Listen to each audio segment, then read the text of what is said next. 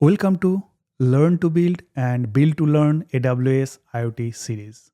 For our AWS IoT hands-on projects, we'll write Micropython code and run it on ESP32. And to write code, we'll use Thonny Python IDE.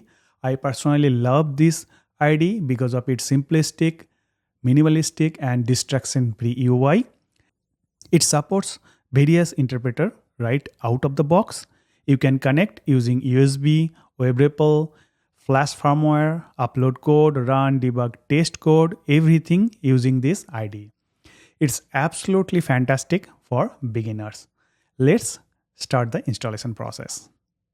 If you have not already opened, then open this website thonny.org. There you will find official Thonny IDE installer for Windows, Mac, and Linux operating system. I'm using Linux, so I'm going to copy this command and then in the terminal, I'm going to run it. Press enter.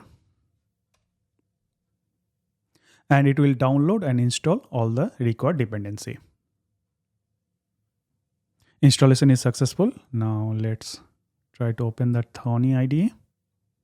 So this is the Thonny IDE. So here in the code editor, we are going to write the code. Click Run, Configure Interpreter. And here you will find all different types of interpreter that is supported by Thonny out of the box.